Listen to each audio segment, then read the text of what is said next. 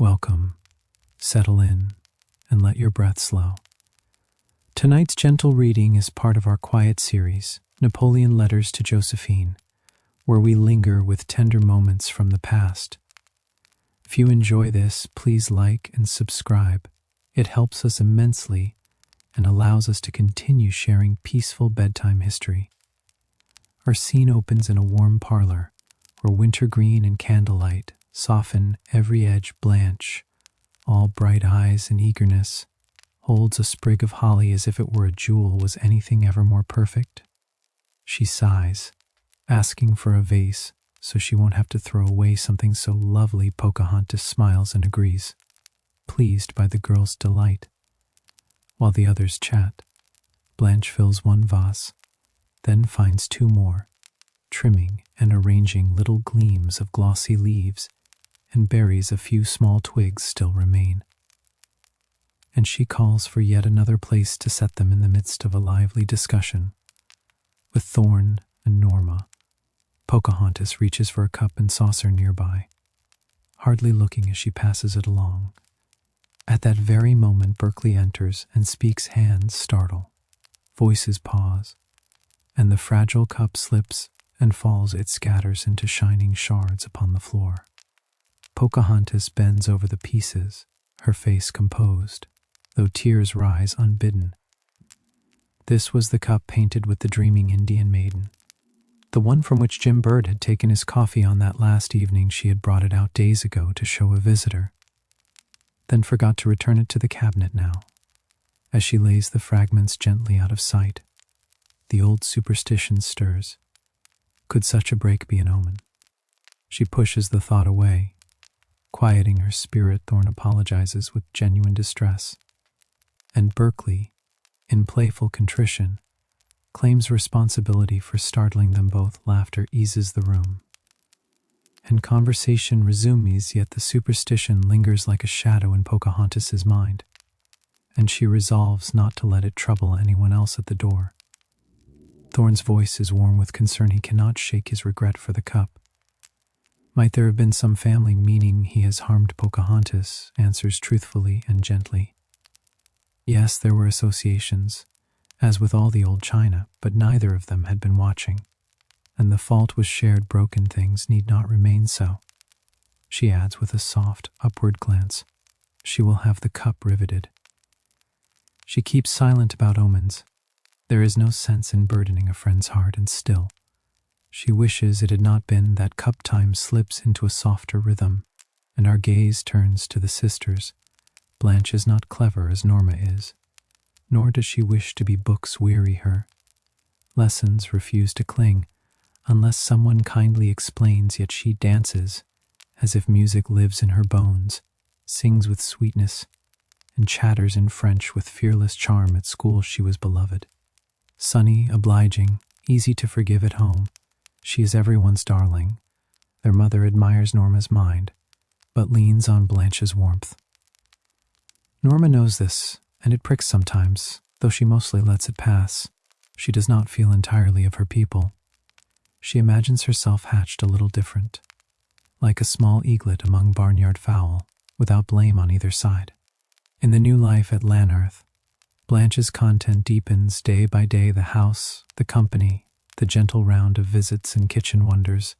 She adores them all. To her, Mrs. Mason seems like a noble figure from a book, and Pocahontas never laughs at her little mistakes, but folds her close with kindness. The old stories Pocahontas tells flow more freely to Blanche than to Norma, and Blanche listens with shining face. Christmas draws near, and the household hums. The ladies move with quiet purpose through storeroom and kitchen, consulting the cook, tending mysteries of spice and sugar.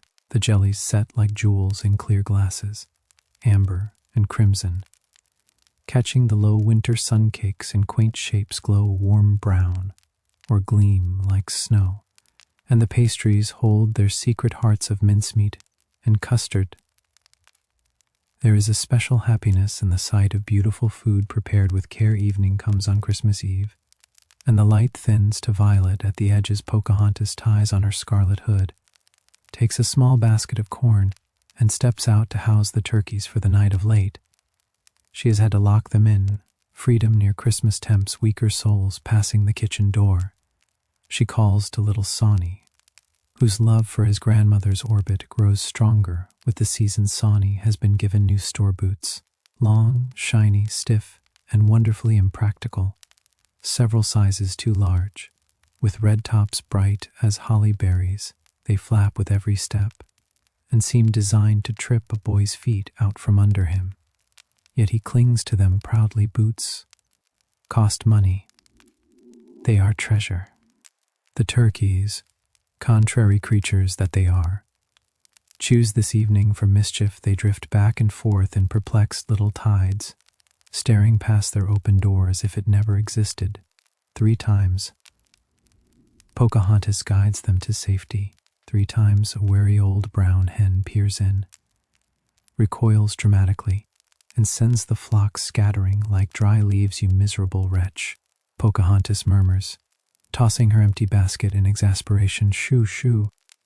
She urges Sawney to help, but the boots betray him, wobbling, slipping, setting him flat among the birds, who retreat with surprised sputters. A friendly voice calls from beyond the fence. Here, let me help you, Nesbit. Thorn swings over, a gun in hand and good humor in his eyes. Pocahontas laughs and offers her hand, explaining Sawney's valiant but boot-bound attempt. Together, with gentle persistence, they steer the flock inside at last. The door closes with a neat, satisfying click. Pocahontas invites Thorn to stay for tea. He glances at his splashed corduroys and smiles, promising another time. He has been shooting over Berkeley's land and has stopped to leave a few birds for Mrs. Mason. Had you good sport? Pocahontas asks, watching him lay the day's take upon a nearby coop, admiring the soft shades and delicate markings of the feathers. Here's old Burr Rabbit, said Thorn, reaching behind his back and drawing out the pretty brown creature by the legs. I knocked him over just below your garden fence, in a little patch of briars. It was a pretty shot, straight through the head. I hate to mangle my game. I had pretty fair sport. The birds are a little wild, and I had no dog. I lost a fine duck, a canvasback, this afternoon by its falling into deep water. I must send north for a brace of good dogs. That isn't necessary, said Pocahontas, touching the birds gently and smoothing their soft feathers. Burke and Royal both have good dogs, trained retrievers and used to the country. Strange dogs don't do so well over unaccustomed ground. It's a shame you had none, and dreadfully neglectful of the boys not to have noticed. No, no, she added, as Thorn moved away from the coop. You must not leave all those. You have none for yourself, and you'll be disgraced as a sportsman if you go home empty-handed. They won't believe you've killed a thing we never do. When our men come home with nothing to show, Jim Bird never dared face Nina or me without at least half a dozen birds. Who is Jim Bird? Demanded Thorn quickly. I never heard you mention him before, haven't you? She regarded him with surprise. Well, that is curious, for he is one of our oldest, dearest friends, Burke's and mine. A year ago, I couldn't have imagined life possible without Jim's dear old face near us. He formerly lived at Shirley. It was the Bird patrimony for generations. His sisters were the closest girlfriends Grace and I ever had, and for years, the 2 families were as one. There were financial troubles handed down from father to son, growing always greater. The old place had finally to be sold, and your uncle bought it. Jim is in Mexico now, engineering, and the girls are all married. I wonder you have never heard me mention him. I think and speak of him frequently. We all do. So unembarrassed was the girl's manner that, despite a faint wistfulness in her face, Thorn put aside the half-formed thought. Her familiar mention of Jim Bird suggested he let himself be persuaded to re-pocket part of the game, particularly a brace of ducks.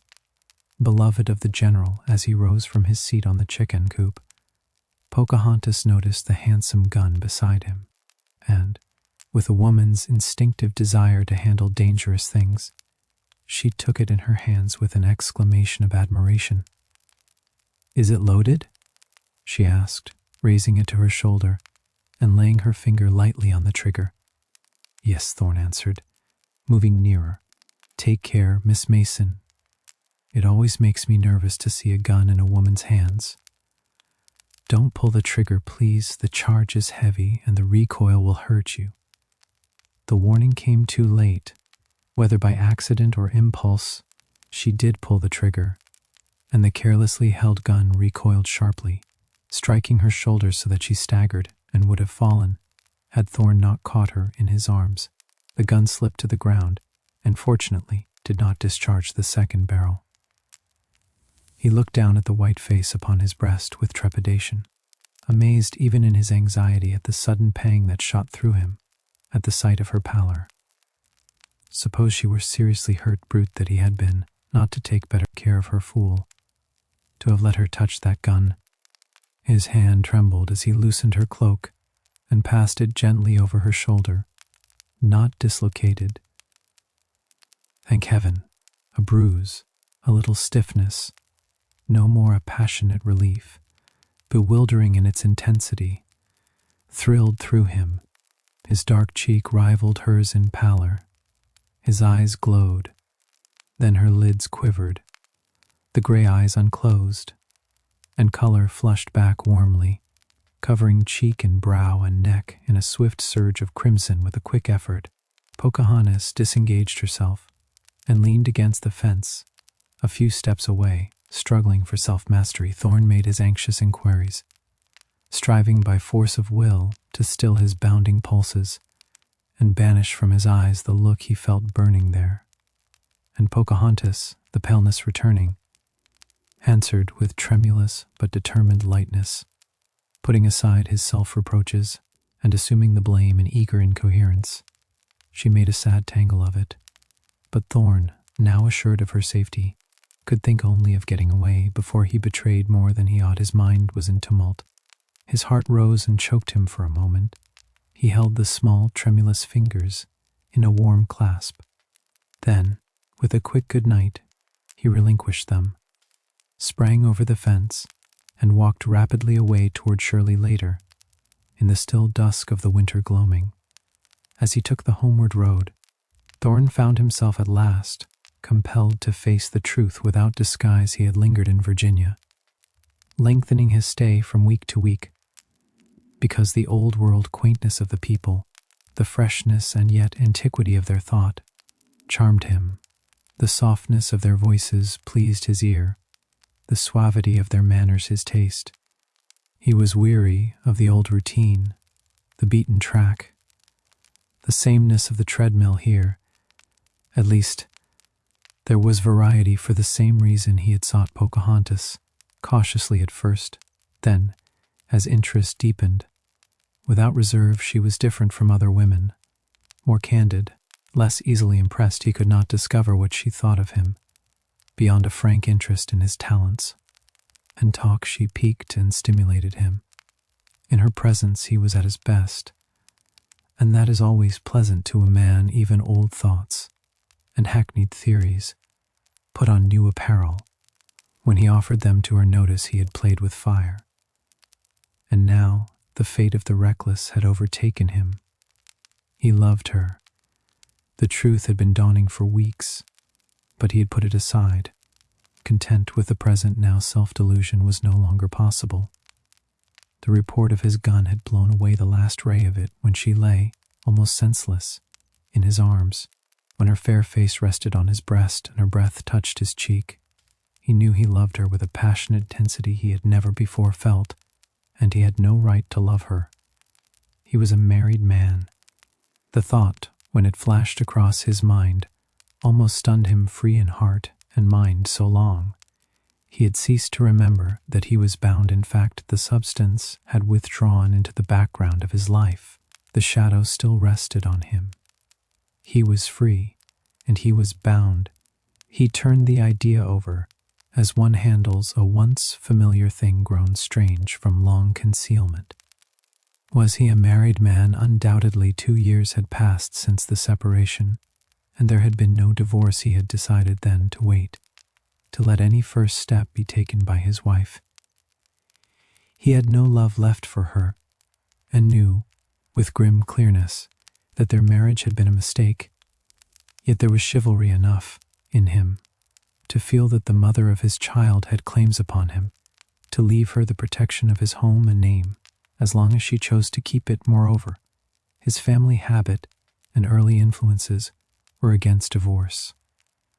The idea had not presented itself as a natural solution. He had had to familiarize himself with it. His people had been Catholics for generations. His mother, a devout convert, had been ardent in her faith. Thorn was not religious himself, but he respected religion, and it made a halo around her memory. Her views had influenced him. The world gave him credit for scruples of his own, but he was haunted rather by the ghost of hers leaning on the fence of the field where he had first seen Pocahontas. He went over his former experience of love, what a miserable thing it had been at best, feverish, vapory, unsatisfying. What a wretched fiasco his marriage had proved. And yet he had loved his wife. Her beauty was of a type that wins a certain kind of love, not the best, but strong enough to endure the wear of well-to-do life, if it is returned. If Ethel had loved him, he would have held to his lot and munched his husks, if not with relish, at least with endurance. But Ethel did not love him to her. Their marriage had been mercantile. For his wealth and place she bartered youth and beauty. Had he been content with face value, she would have been content. Why trouble the depths when the surface was pleasant? She liked him well enough, but his ceaseless craving for congeniality, deep affection, and shared interests wearied and baffled her. If they differed in thought and taste, let them differ. It was of no consequence. He wanted a wife to lean on him, to clothe the strength of his manhood with the grace of her womanhood. And she, capable of standing alone, pushed him away. His mood shifted often, and at last he let her go, with some disgust and a deep inward curse at his folly. It was not a pleasant retrospect. Night had fallen. The air was still and brooding. Ragged clouds scudded across the sky, the advance guard of a mustering storm. Everywhere the feel of coming snow. Few stars were visible, and those glimmered coldly. At the zenith a solitary planet burned steadfast. The road stretched into the dark, under the trees by the fence. It was black, far away. Footsteps echoed. Thorn thought of Pocahontas. His face softened, his eyes shone tenderly. How true she was, how thorough and noble. Her pure face and fearless gray eyes rose before him, with such a woman's love to bless him. Her hand in his, her influence round him. To what might not a man aspire? No insincerities, no half-truths, no wheels within wheels. Even her impatience was frank. A sudden flurry of tempest, and then bright, warm sunshine. Did she love him? At the question, his heart bounded, and the blood ran hot. He had tried to make her love him. Had he succeeded, he was no fatuous fool. His power over women had been often tried and proven, and he trusted it once. Only had he failed to win the love he sought, and that memory made him pause. Now he was not sure she liked him, was pleasant and gracious, but he had seen her so to other men. Never until this evening had she changed color at his touch. She liked him, and he felt within him a fierce desire to turn that quiet liking into the warm activity of passion. He could do it. That tide of crimson, that vague terror and awakening in her eyes as they met his on reopening to consciousness, had shown him a tiny cleft his hand might widen until it should flood their two lives with the light of love. The echo of footsteps deepened, merged into sound, and drew nearer. Thorn, hidden in the dense obscurity beneath the old magnolia, pressed close to its dusky trunk. He was in no mood for passing civilities, and along this friendly road greetings were always exchanged in the shuffle of the approaching steps. He knew at once There were two travelers, returning from the little village beyond Shirley with Christmas purchases. They walked by the light of a flaring pine knot, swung now and then to coax a brighter blaze. The flame lit their faces, flashed in brief gleams along the bright tin bucket one of them carried, and only deepened the gloom around them. Both had bags on their backs. Lumpy, as if filled with bundles, they spoke cheerfully, their rough voices and easy laughter reaching Thorn before the men came abreast of his hiding place. The younger man with the bucket was telling a story. "Yes, sir," he was saying. "That was the first of it. Mars Jim climbed clear up to the tip-top of the tree, and the ice was crackling and slipping, rattling down like broken lamp chimneys. The little girls were on the ground, watching and wringing their hands.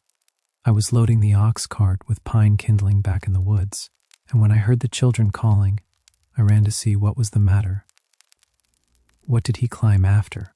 asked the other. "It's dangerous to go up trees when they're sheathed with sleet, mighty dangerous." The narrator agreed. "That's what I thought when I saw him. He was after a lump of that green with white berries, mistletoe. When I got there, he was coming down the tree holding it by the stem in his teeth. He wouldn't drop it for fear of spoiling the berries. The moment he touched the ground, Miss Grace hauled off and gave his jaw a smart slap, asking how he dared scare them. So Mars Jim only laughed and said, 'Princess wanted it.' Then he put the sprig he'd risked his neck to get into Miss Pocahontas's arms, and she hugged it tight and went on toward the house. Crying, Thorn moved involuntarily, and the gun in his hand struck the tree behind him. The men paused, peering into the dark. The torch swung restlessly. "What's that?" One muttered. Nothing answered. "Perhaps a bird, perhaps a rabbit." The bucket bearer set his burden down and opened and closed his cramping fingers, while both shifted their bags to ease their shoulders and leaned a moment against the trunks. "To rest, love, her Lord have mercy," the elder resumed, warming to his theme. Jim Bird was fairly foolish with love in his eyes. The ground wasn't fit for Miss Pocahontas to set her foot on. He'd have laid himself down to save her slippers. There was no question about loving with Mars Jim. "But he's gone away," objected the torchbearer. "I reckon Miss Pocahontas turned him off. Why else is he in Mexico? If he can get what he wants here, he's gone." "That's nothing," said the other, steady as a verdict. "He had to go out yonder to make money to buy back the old place. Money is plentiful there. Aunt Violet says going away is nothing to a man. A man can come back. I went up to Richmond once myself to scrape up enough to buy a mule and rent a strip of land so I could marry Sarah Mars Jim's coming back. That was the last word he sent to Aunt Violet. Miss Pocahontas didn't send him off either. Why should she? Mars Jim is a likely man, and the Birds and Masons have been marrying one another ever since Virginia was a settlement. My old granddaddy, who was old Mr. Dabney Bird as carriage driver, always said—" He broke off, mouth open, as a chill ran down his back. A bat, wheeling low, had grazed Thorn's face, and Thorn lifted his hand with an impatient oath. The elder man swung the torch nervously and peered into the night, a distrust of the place creeping over him. The other said nothing, only settled his load for a quicker retreat among the country people.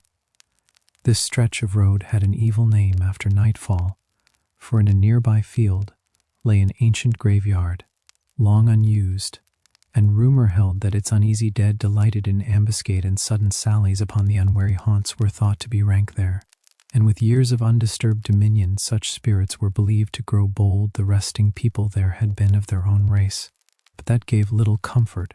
They feared all spirits, and most of all those said to be nearest the devil's work. So when the wavering light fell slant on Thorn's dark figure, caught the gleam of his polished gun mountings and the brass of his cartridge belt, like a cincture of fire to their terrified eyes, the men were seized with one idea. The most malevolent spirit, perhaps the devil himself, was upon them, calling on their Maker with more fervor than at any prayer meeting. They snatched up their belongings and ran. The bags flopped against their backs, urging speed with every thud.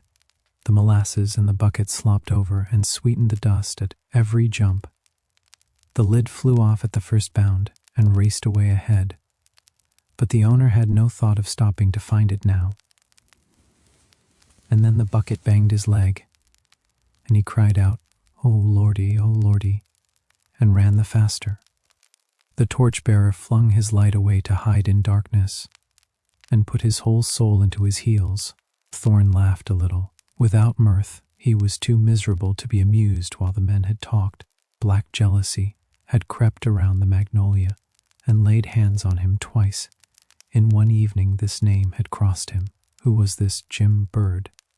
They had spoken of him as the avowed lover of Pocahontas, the man she would one day marry. She herself had called him a dear and valued friend, dear enough that his going left a blank. The power Thorn had felt to be his own seemed slipping into other hands. Another sickle was sharpening for the harvest. Other eyes saw the promise of golden grain. Other hands were ready for the sheaves. His heart grew hot. Angry blood surged. His nerves tingled. His fingers tightened on the gun beside him. His sense of rivalry grew so fierce it almost conjured a presence.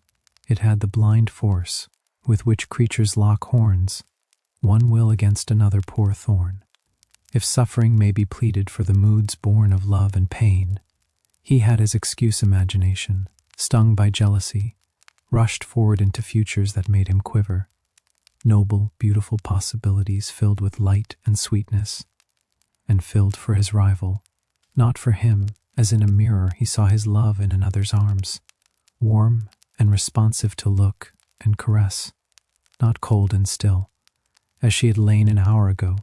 Should this be no, must he always have a stone for bread, his garners empty while other men's overflowed? He cursed his past folly and the fastidious scruples that had held him back from a final break. He would wait no longer. He would snap the frail bond that still tied him to a union from which all sanctity had fled. He would be free in fact as in heart, and meet his rival on even ground. This prize should not slip from his grasp.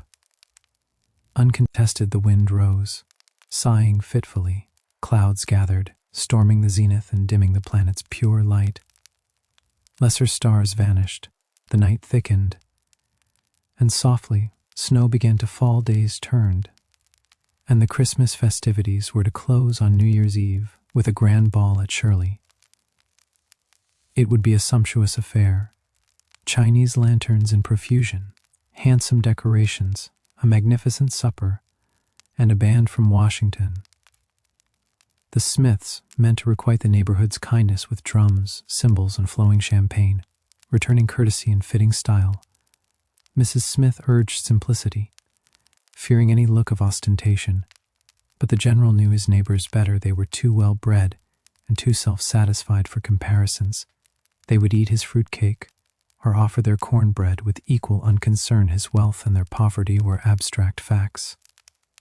Hospitality did not weigh, but having given their best without stint, they would expect his best in return. And he meant they should have it a day or two before the great event.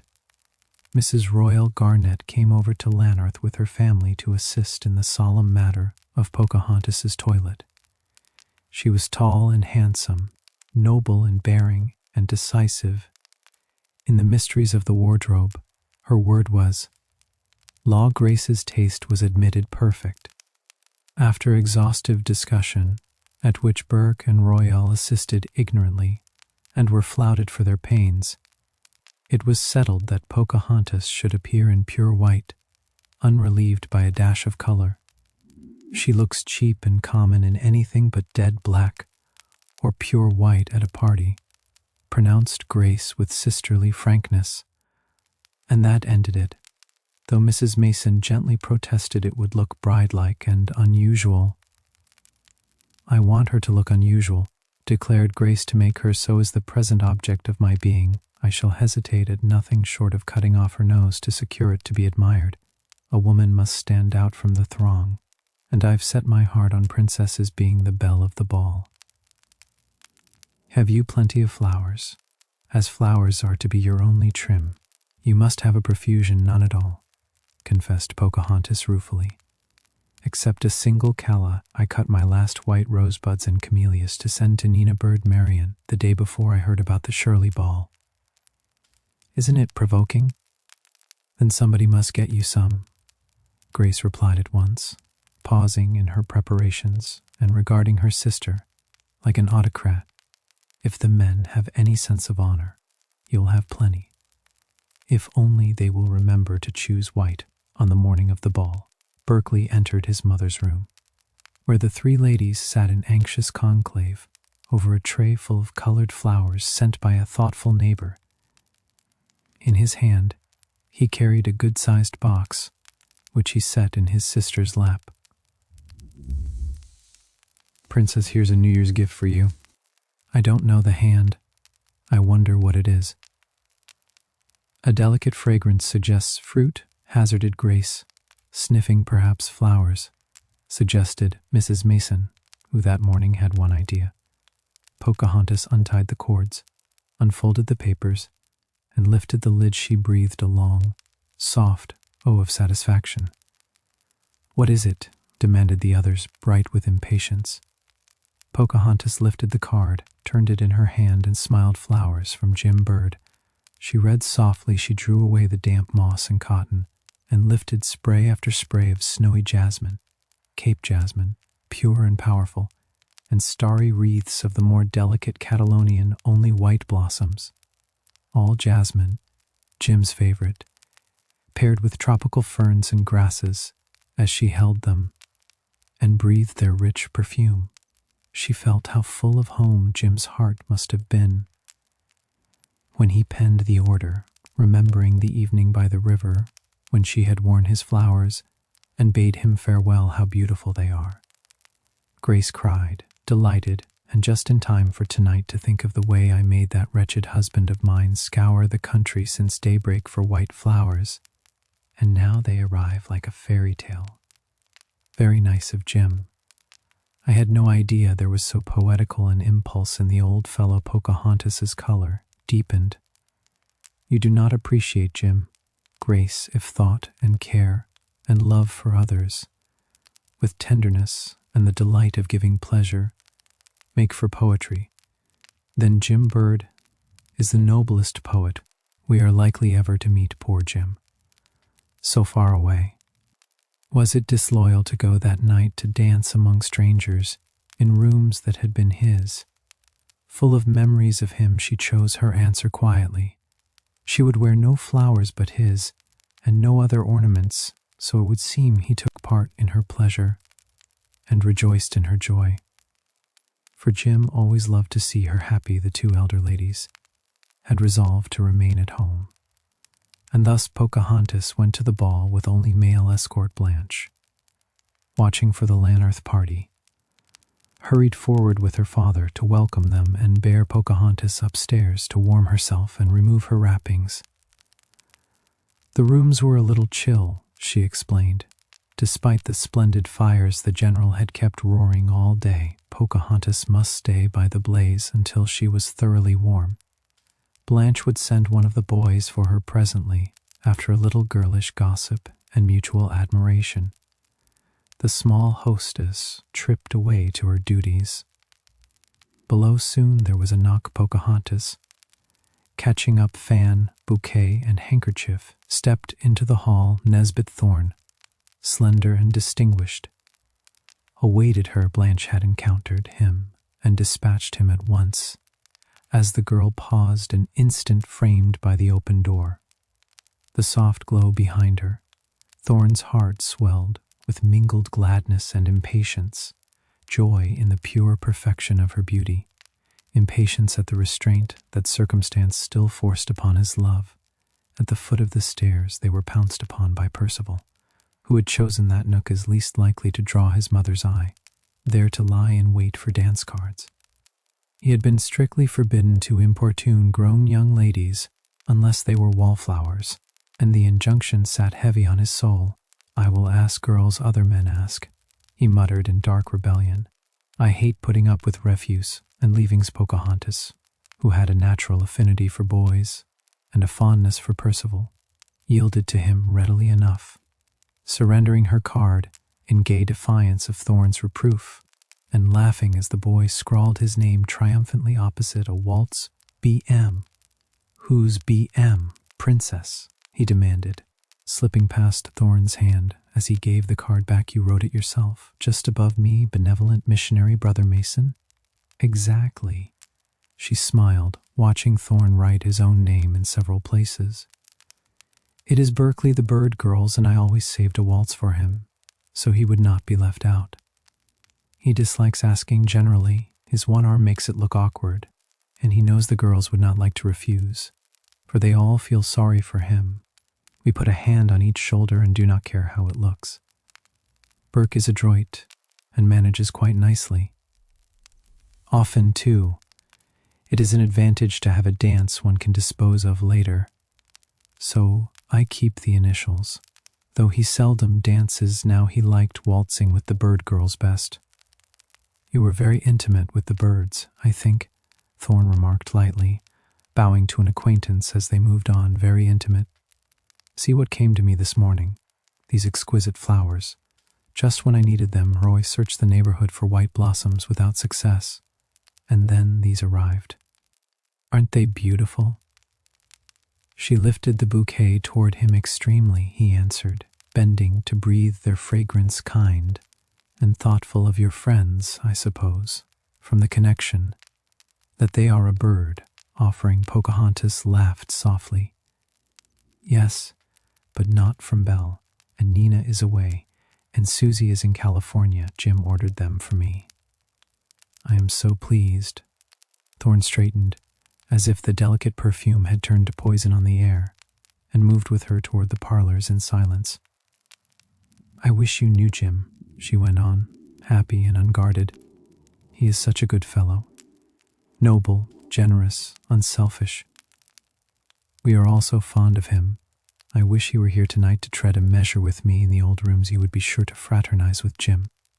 You could not help liking him." Thorne drew in his lips ominously. He could help it well enough. The intervention of a woman beloved by two men never yet made amity between them. Even the suggestion of it on her lips is enough to rouse old Adam. Hatred, malice, and all unkindness. Moreover, he was in a fury with himself, he had thought, to send flowers to Pocahontas when he ordered some for his aunt, had longed to do it, and pondered half an hour before deciding he had better not. He had been willing to pay her attentions before he knew he loved her.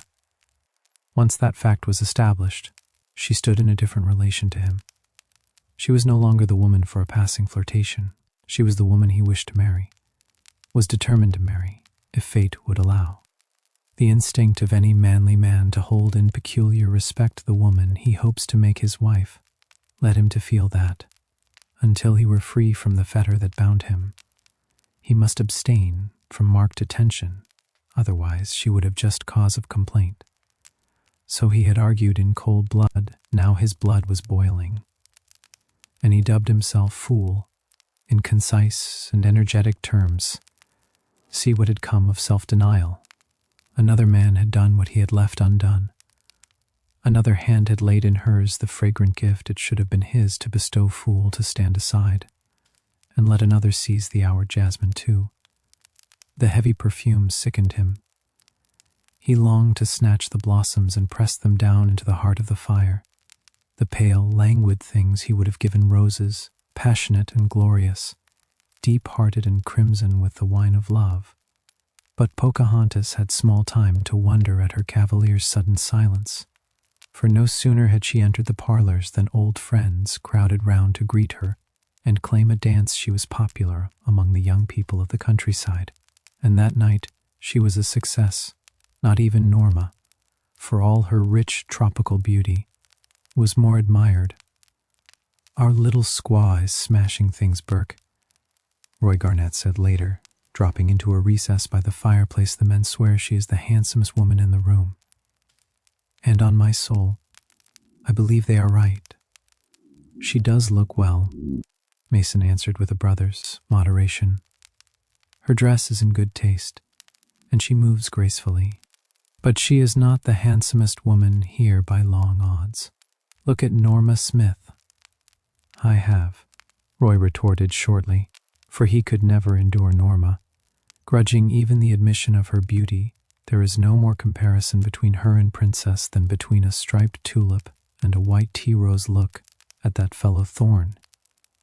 He has not danced of his own will with another woman, nor left her side a moment he could help. He seems pretty hard hit, doesn't he?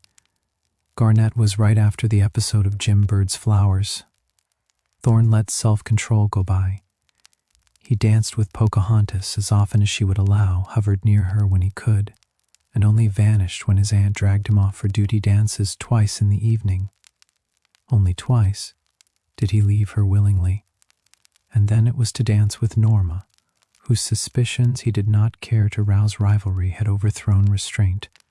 For this night he was wildly resolved to let things take their course. They were here, he and his family, in Jim Bird's place, living in the house that had been his, entertaining the friends that had been his, in rooms that so lately had echoed to his footstep, and his laugh. Jim had been thrust aside and must stand aside. The past had been his. Let him keep out of the present, and beware how he marred the future. As for the bond that held Thorn, in the whirl of the night, it seemed to have no existence later. A little gleam of brightness came to Blanche, a blissful hour that repaid her for the boredom so patiently borne. Because Norma did only what pleased herself, most of the drudgery of entertaining fell to Blanche, comforting dowagers, finding partners for luckless damsels, and bringing out bashful youths as the latter repaid her by devoting themselves exclusively to their pretty preceptress. This portion of duty had grown wearisome. She sat on a tiny sofa, ringed by uneasy youths from 16 to 20, her sweet face tired but unfailingly courteous. When Mason caught sight of her and came to the rescue, he was very fond of Blanche, teasing and petting her with almost cousinly freedom beside her. He felt a middle-aged man. He admired her gentle unselfishness, as he would a child's moving her draperies aside. With kindly, unceremonious hand, he settled beside her and gave his best energies to her amusement, and that of her small court. He lifted the burden from her shoulders with ready tact, woke the boys to cheerfulness, and made them forget that they were young, lonesome, and foolish kind. Thoughtful Berkeley. No wonder the little heart beside him fluttered, and shy blue eyes rose to his grave, handsome face in content. And so the hours sped. Golden-footed, silver-footed, the pipers played, the men and maidens danced, and the elders gossiped, sipped champagne, and reveled in the flesh-pots, stifling yawns as the evening waned. Roused from her dream of enjoyment by Roy's summons, Pocahontas went swiftly upstairs, wrapped herself warmly, and returned to the stairway. Thorn joined her, and as her foot touched the lowest step, he took her unresisting hand and raised it to his lips. "A happy new year to you, my darling, my queen," he whispered. Then good night to host and hostess, a swift, impulsive kiss for Blanche, and Berkeley handed her into the carriage. Roy gathered the reins, and they drove away through the chill gray of a January dawn. The ball was over, the new year begun. Thorn, standing by the steps, saw the bouquet of half-faded jasmine that had slipped unheeded from her hand and lay on the frozen ground. The impulse came to lift them tenderly, because her hands had held them. Then the thought of who had given them rose up and struck down the gentler wish. He set his heel upon the blossoms for him. Also, the new year had begun. The day after a ball is a languid, wearisome time, to be dozed or yawned through on bed or sofa in a state of gentle collapse. Feels disenchanted. The rooms, lately brilliant with light and color, fade in the chilly glare of day and look like banquet halls deserted. each person treading them alone through an atmosphere of fatigue and ennui. In the country, the flatness is perfect, for there is seldom more excitement in prospect to keep the cup of pleasure sparkling at a very late breakfast. The morning after the Shirley ball, the Smiths gathered, all save Blanche, who begged to be left to sleep or perish, and Percival, who had nibbled scraps and confectionery hours earlier and gone to the woods with his gun. The mail, dropped as usual beside the general's plate, was scant. 2 newspapers, 2 letters for Nesbit Thorne, and 1 for Norma from a New York friend whose lively gossip always carried a faint, ladylike spice of wickedness. Mrs. Vincent, confined to her room with a heavy cold, had written at length to amuse herself and Norma. The letter was unusually racy and diffuse. Norma read scraps aloud for her mother and the young men, while the general, nose in his paper, let the tide of chatter drift past Thorne. After a quick glance at his own letters, slipped them into his pocket and gave his attention to his cousins. He disliked reading even indifferent letters under curious eyes, and these were not indifferent. One bore his wife's handsome hand, the other, unfamiliar and legal in aspect, made him wary there might be unpleasantness within, and he chose to postpone it. A small hush fell then. Looking up, Norma said, "Mama, Kate writes that Cecil Cumberland is engaged, or about to be. She is not quite clear which. There is considerable talk about it," she read on, her voice trailing away into a murmur as she skimmed the spiciest lines. "Mrs. Who, my dear?" asked her mother eagerly. "Is Cecil going to marry an objectionable widow?" "Wait a moment, Mama. Kate writes so indistinctly," Norma returned, a faint reserve in her tone. "But why does the family oppose it?" persisted Mrs. Smith. Norma's warning look begged her to let the subject rest, bravely restraining her questions. Mrs. Smith turned to harmless conjectures about Percival, while Norma parried the others and, declining more breakfast, retreated with her letter to the back parlor. There she drew a deep chair to the fire and settled herself to reread the passages about Cecil's affairs. Presently Thorne followed and placed himself opposite. He and Norma were great friends. Once, before his marriage, it had seemed they might become more. The man had forgotten. The woman's memory was more tenacious still. They never jarred. They were at ease together, with no wish to open his own letters. Thorne lit a cigar, brightened the fire, and began to talk. He chose, of all things, the subject just introduced and gently forbidden at the table. That doubtful engagement in New York. He pressed Norma with lively, needless curiosity, and when her answers proved scant, accused her, laughing, of making a petty mystery.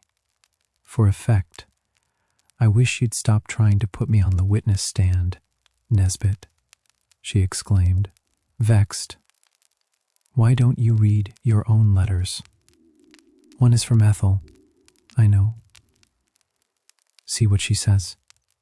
He took out his wife's letter, opened it, and ran through the pages, then turned back and read more carefully. His face hardened into a cynical disgust in a large running hand across 8 creamy pages.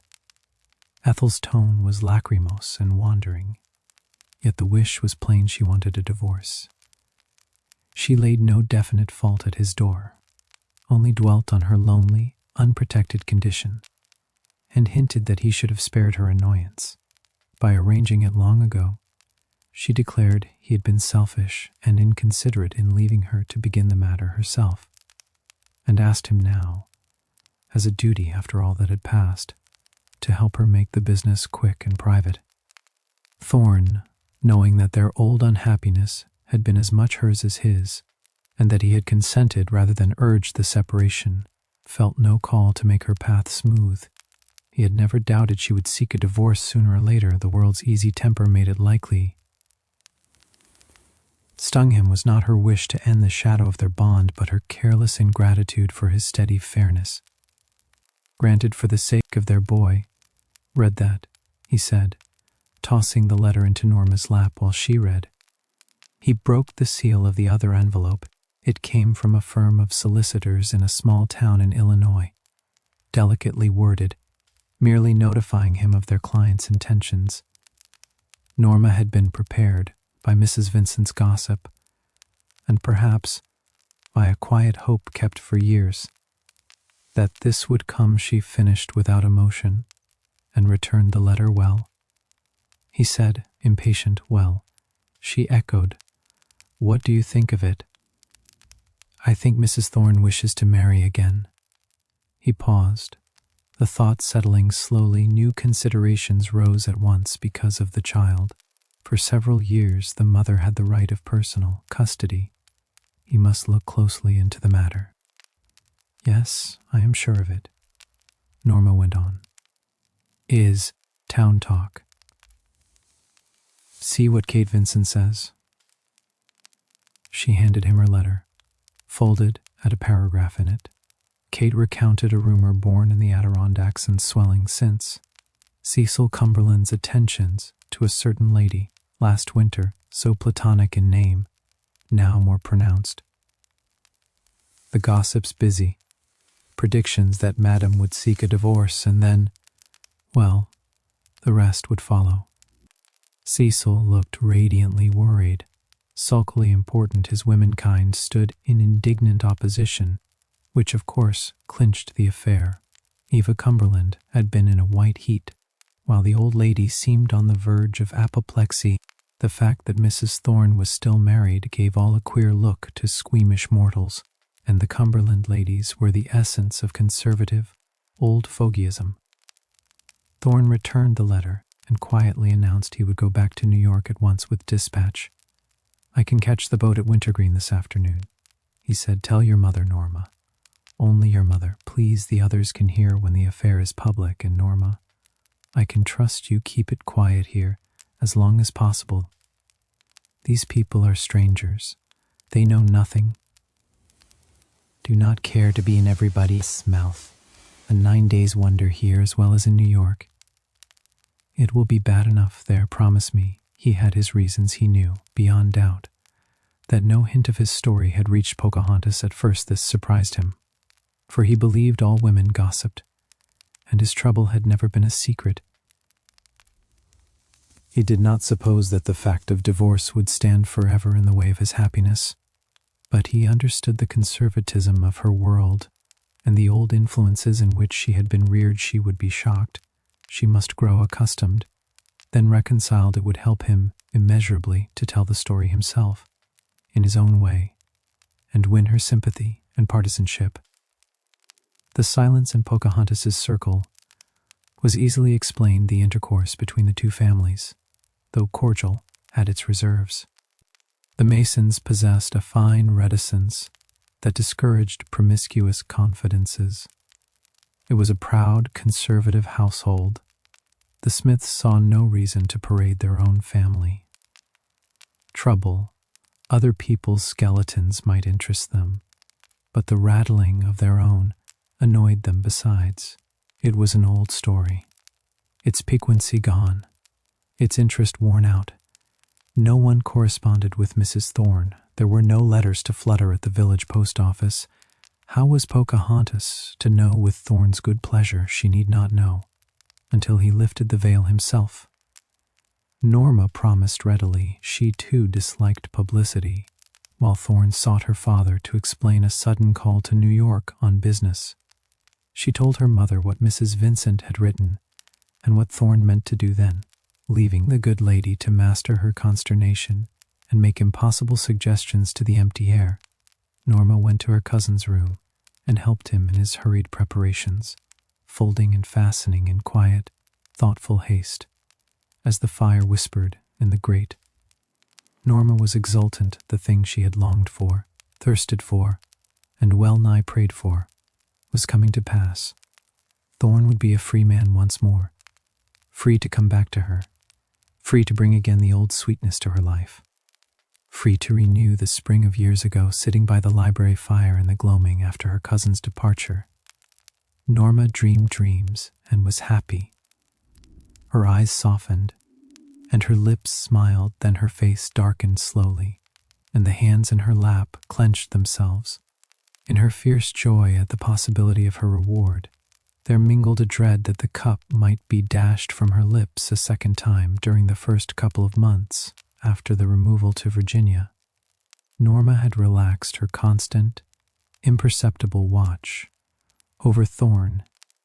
He had accompanied them to the new home unsolicited, and having come, he had remained small wonder that Norma had been deceived, for, vanity aside, she could not help but know that no woman in that region, not even Pocahontas Mason, was her peer in beauty, wit, or accomplishments. What had she to fear? With habit and contrast both in her favor, Norma neglected to provide against one subtle and most powerful element, novelty for the past few weeks. First one thing, then another, trifles light as air, yet forging a chain heavy enough to link suspicion with certainty, had filled the girl with the old fever of unrest. Was she never to be at rest? Would the glory of the past never shine upon the present, like most women who allow their minds to dwell constantly on one theme? Norma exaggerated the past when she first left school. There had been a little semi-sentiment and a good deal of rather warm, cousinly attentions on Thorn's part. But without serious intention, Thorn liked women. He sought their society and was apt to endeavor to awaken their interest, to gain their affection. He thought that the restless craving of his nature was for love to be given him. It was not. It was the wild passion in his breast seeking to give itself. What he needed was not more love drawn into the reservoir of his heart, but an outlet for that already accumulated. This he had never had since he reached manhood, save only in his affection for his child, and that was as yet too small a channel to afford vent for the power of love behind. And so it came to pass that in his need for an outlet, he had made a great deal of love to a great many women, and had looked more than he made as Norma budded into beautiful womanhood. He had been attracted by her, and had yielded to the attraction, intending no harm but accomplishing a good deal. He had liked and admired his cousin then, and in exactly the same manner and degree, he liked and admired her now. To the young lady, the affair wore a totally different aspect. The flirtation, which had meant nothing to him and had been long ago effaced from his memory, meant everything of value on earth to her, and was as fresh in her mind as though the years that had passed had been days or hours. Thorn's marriage had been a great blow to her. Great and unexpected. She had observed his attentions to Ethel Ross and raged at them in secret, but she had seen him equally devoted to a score of other women, and the devotion had been evanescent. With her rage and jealousy had mingled no definite alarm. The engagement, an affair of 6 weeks, had been contracted while she was away from home, and the first intimation she had of it came through a letter from Ethel Ross inviting her to officiate as bridesmaid. Norma read, and the heart within her died, but she made no sound, for she was a proud woman. As proud as she was passionate, she even acceded to the bride's request, and as Thorn's next of kin, led the bevy of girls selected from the fairest of society to do honor to the occasion. Her refusal would have excited comment, but as she stood behind the woman who she felt had usurped her place, a fierce longing rose in her heart to see her rival vanish from the path. After the marriage, she continued her intimacy with Mrs. Thorn and with Mr. Thorn when clouds began to gather along the matrimonial horizon, and rifts within the lute began to make discord of life's music. She beheld the one and hearkened to the other with quiet thrills of satisfaction. She did nothing to widen the breach. Norma was too proud to be a mischief maker, but she did nothing to lessen it. She watched with sullen pleasure the cleft increase to a crack, the crack to a chasm, when the separation became an accomplished fact. It found Norma, of course, ranged strongly on the husband's side during the year which had elapsed. Since Thorn's return from abroad, Norma had contrived to establish considerable influence over her cousin. She studied him quietly and adapted herself to his moods, never wearying him with an over-display of interest, never chilling him with the absence of it.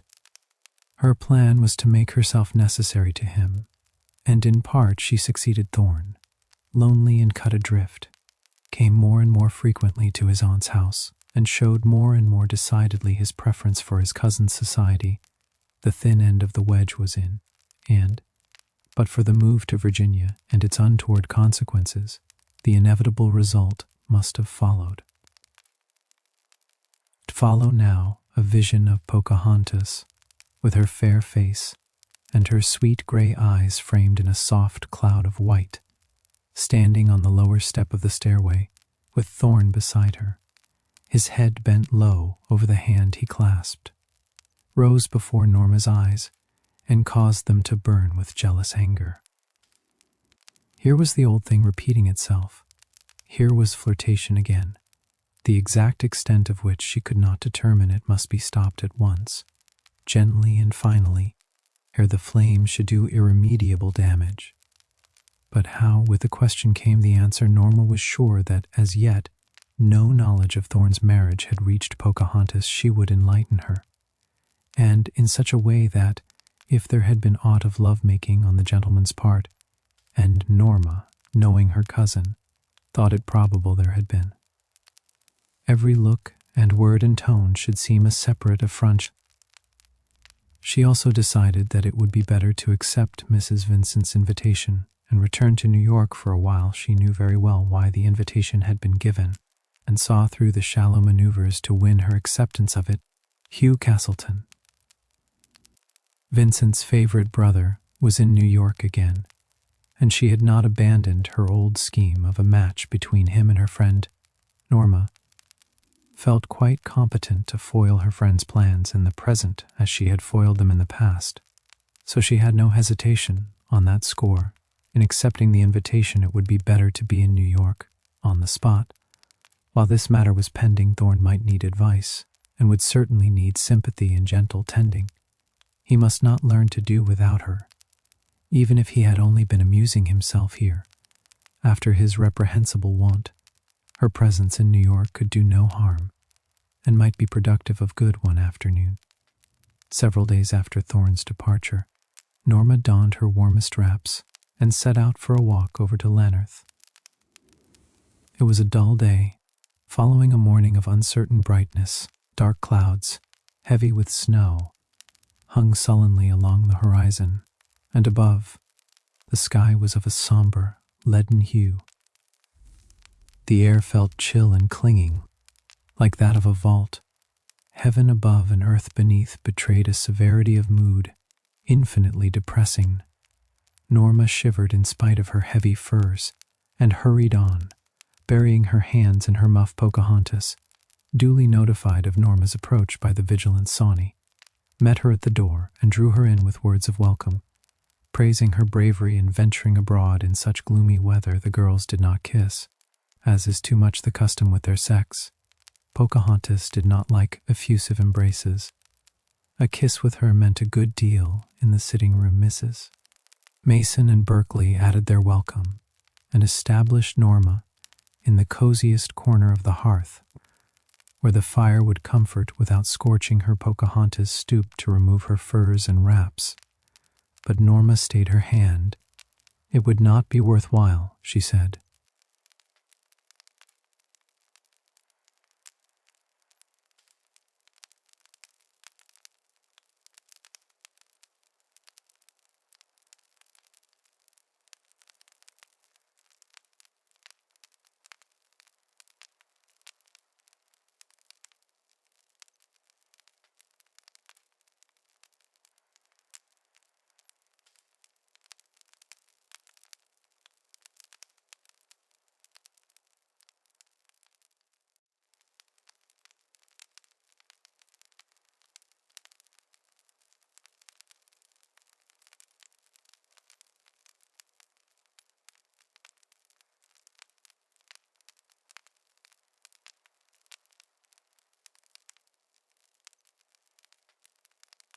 And, Princess, suppose you run and tell Rachel to make waffles for tea.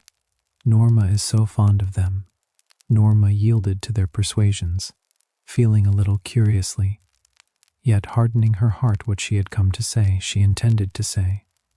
But it would be best to wait for an opportunity. She let Berkeley take her wraps and established herself comfortably, bent on making the time pass pleasantly, and on being thoroughly agreeable. The meal was a merry one, for Norma exerted herself unusually and was ably seconded by Pocahontas, who for some reason appeared in brilliant spirits. After tea they discovered that it was snowing heavily. The threatened storm had come, falling evenly and slowly in a thick, impenetrable cloud. The white flakes descended without haste or the flurry of wind. Already the ground was covered, and the trees were bending with the weight of the white garment the sky was throwing over them. It was unfit weather for a lady to encounter, or indeed for anything feminine to be abroad in. Save as they laughed, a witch on a broomstick, Norma was fain to accept Mrs. Mason's invitation and remain for the night at Lanarth. And so the house grew quiet around them when the two girls, in dressing gowns and slippers, sat over the fire in Pocahontas's room, brushing out their long hair. Norma found the opportunity for which she had lain in wait the entire evening. It was the hour for confidences. The inmates were all dispersed to their several couches. Norma, brush in hand and hair flowing in a heavy black veil around her, had quitted her own room across the passage and established herself in a low rocking chair beside the bright fire. She was far too clever a diplomatist to introduce her subject hastily. She approached it gradually, from long range, with skillful avoidance of surprise or bungling. The point must be gained. On that she was determined, but there should be no bludgeon blows, no awkward carnage. The decisive stroke should be given cleanly, with quiet skill and swiftness, and the word once spoken, she would retire to her own room and let her listener find what solace she could in solitude. Norma was not wantonly cruel.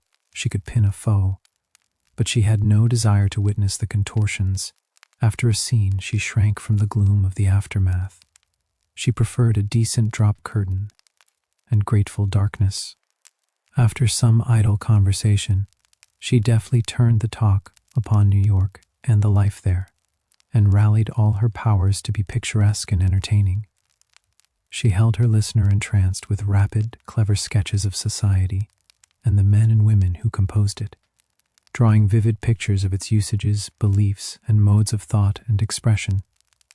Gradually she glided into personalities, giving some of her individual experiences, and sketching an acquaintance or two with brilliant, caustic touches. Soon Thorne's name appeared, and she noticed that the listener's interest deepened. She spoke of him in warm terms of admiration, dwelt on his intellect, his talents, and the bright promise of his manhood, and then, observing that the brush had ceased its regular passes over the bright brown hair, and that the gray eyes were on the fire, without pause or warning she spoke of his hurried courtship and sudden marriage. She winced inwardly as she saw the cold pallor creep slowly over the girl's face, and noted the sudden tremor that passed through her limbs, but she steeled herself against compassion and proceeded with her brushing and her narrative, as though she neither saw nor understood. "I cannot expect you, who know Nesbit so slightly, to be much interested in all this," she said gently, watching Pocahontas through her lashes.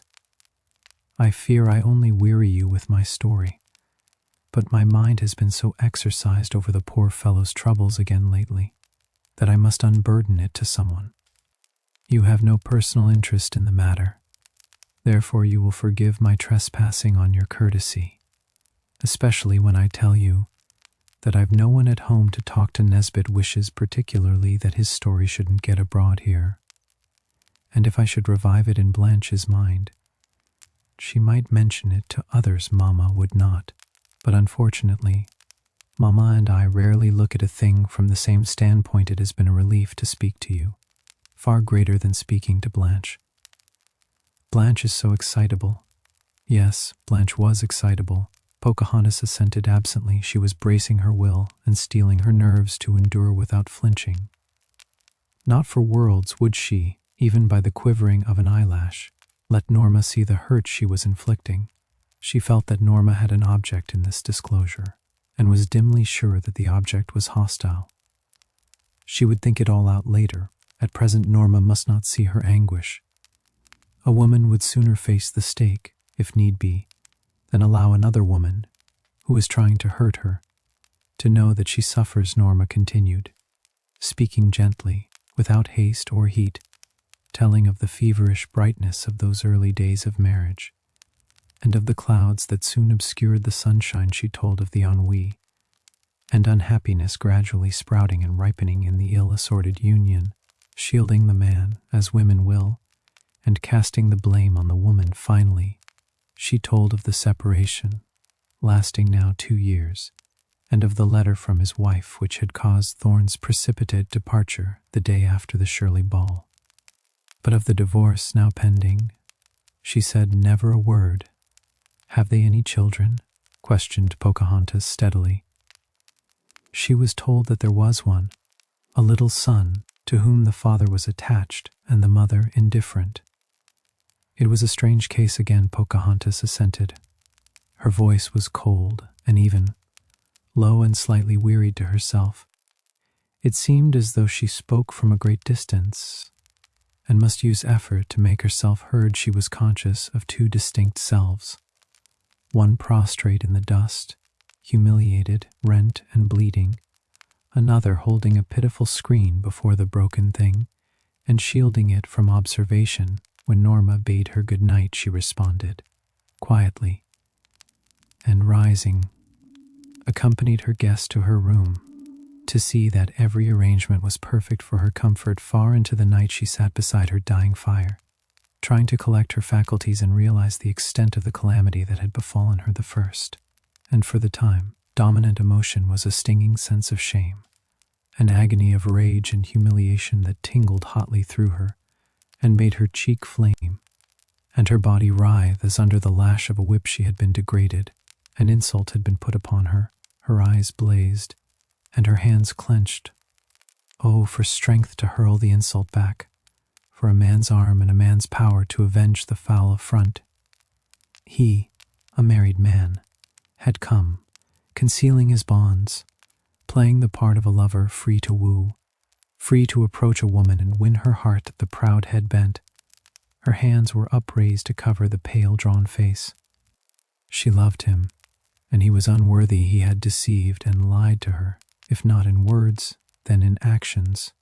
Knowing himself bound to another woman, he had deliberately sought her out and made her love him. It was cruel. Cruel all along. She had played virgin gold against base metal, and now she was bankrupt. When the burning, maddening sense of outrage had passed, and pride stood with lowered crest and listless hands, love lifted its head and tried to speak. He was not without excuse. Love pleaded. His life had been miserable, his lot hard and unendurable. He had been given a stone for bread, and for wine, the waters of Mara. Until the night of the ball he had retained mastery over himself, and held his love in check. Then memory roused herself and entered testimony. Words, looks, tender, graceful attentions thronged back upon her, and pride caught love by the throat, and cried that there was no excuse. Perhaps, she pondered heavily, he too writhed beneath this avalanche of pain. Perhaps remorse, and the consciousness of the anguish he had entailed upon them, both tore and lacerated him. He had gone away at last, out of her life, back to the home, and the ties that were hateful to him. He had gone to take up his share of their joint burden, and he would be merciful, and never cross her path again, would he? She quivered, her hand sought the pocket of her dress, and her eyes glanced forlornly around the room, like the eyes of a hunted creature. She recalled something the morning's post had brought her, something that had seemed sweet and fair, that had caused her pulses to thrill all day with exultant happiness. Only a New Year card, a graceful white-fringed thing, showing a handful of blue forget-me-nots thrown carelessly beside an old anchor on a bit of golden sand. Pocahontas laid it on her lap and gazed at it with strained, tearless eyes, and read anew its gentle message of remembrance and hope. She had been startled by Thorn's sudden departure, but had quietly accepted the message of explanation and farewell sent her by Blanche. She trusted him too implicitly to doubt that what he did was best and wisest, and she had been happy in the knowledge that he would return how long ago it already seemed, since this pretty card had come. She looked at it strangely, with eyes in which were longing, renunciation, and a wild, hopeless love. She must not keep it. It was not hers, it belonged of right to that other, the woman who was his wife. No, she must not keep it. The beautiful, tender thing with steady hand, but blanched, quivering lips. She reached over and made a little grave among the dying embers, in which a sullen spark glowed like a baleful eye. Quietly, with the feeling that she was burying all of youth and hope and joy her life would ever know. She kissed the card with dumb, clinging, passionate kisses, and then, with a low, dry sob, covered it from sight. As she raised herself, her eyes fell on the little box lying on her desk, in which she had placed the fragments of the cup they had broken between them. The cup her old playfellow had used on that last evening with the impulse of habit and association.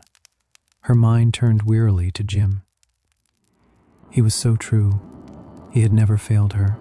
Had he suffered as she was suffering? Poor Jim was this ceaseless, gnawing agony that had usurped her life, no stranger to his if so. God pity him and her. Meanwhile, on the way up from Virginia, Nesbit Thorne turned over in his mind the possibilities opened by this new move of his wife's, and, on the whole, he was satisfied the divorce had become as much an object with him as with her, and if she had remained quiescent, he must have moved.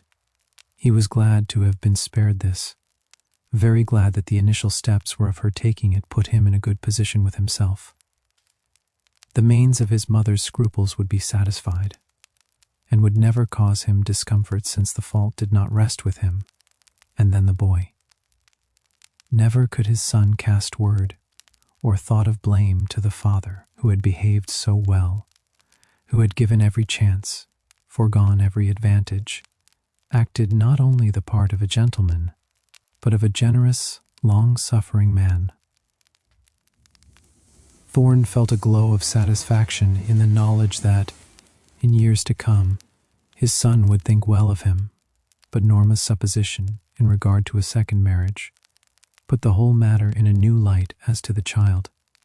If such a change were in contemplation, other arrangements must be made. His son could not remain under the roof of his wife's second husband during his own lifetime. The line must be drawn somewhere. It did not occur to Thorne that his wife, with equal justice, might raise similar objections. He determined to see Ethel at once, and discover whether there was truth in the reports that had reached him about Cecil Cumberland. If there should be, he would bring such pressure as lay in his power to bear on her, in order to obtain immediate possession of the boy. The child was still so young that the law gave the mother rights, to be set aside only at the cost of a disagreeable suit. But Thorne thought he could manage Ethel in such a way as to make her voluntarily surrender them. He knew that her affection for the child was neither deep nor strong. He ascended the steps of his own house and rang the bell sharply.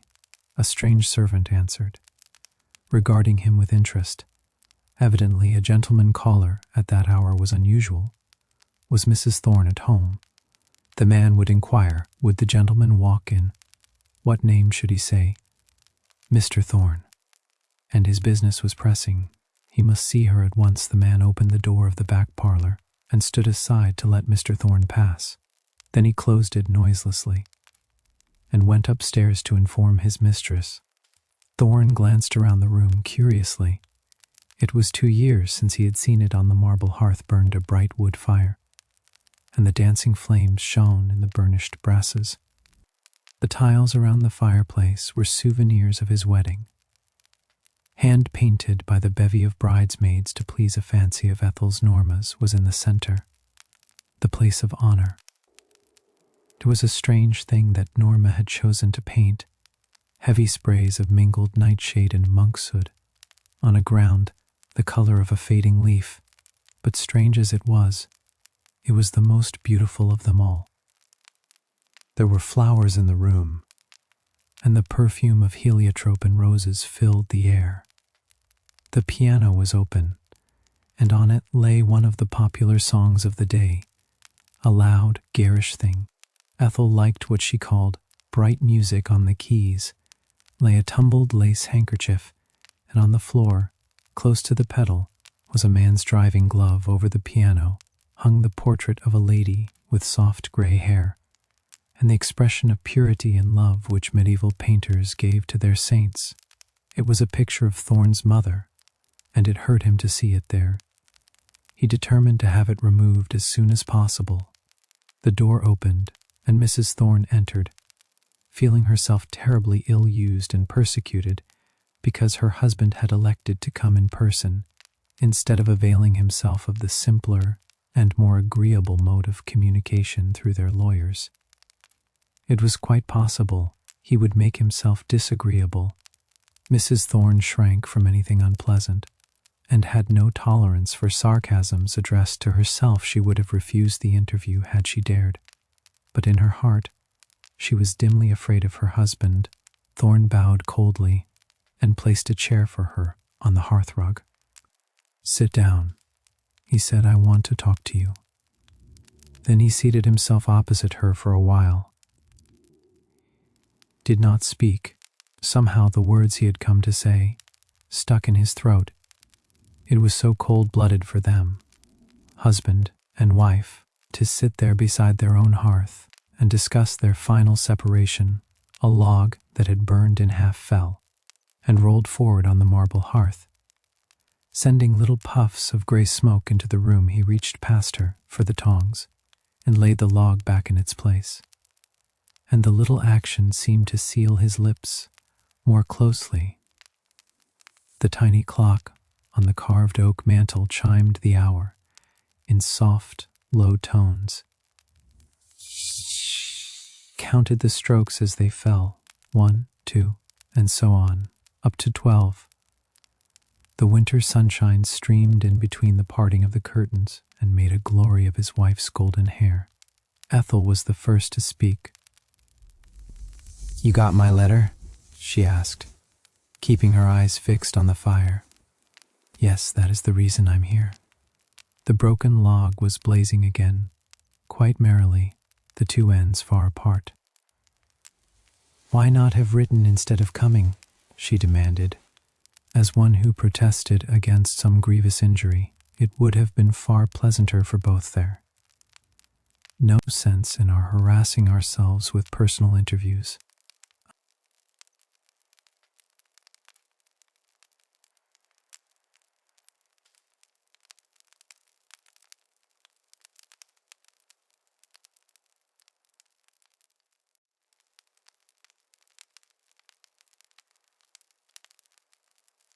With these words from the past, we close tonight's reading.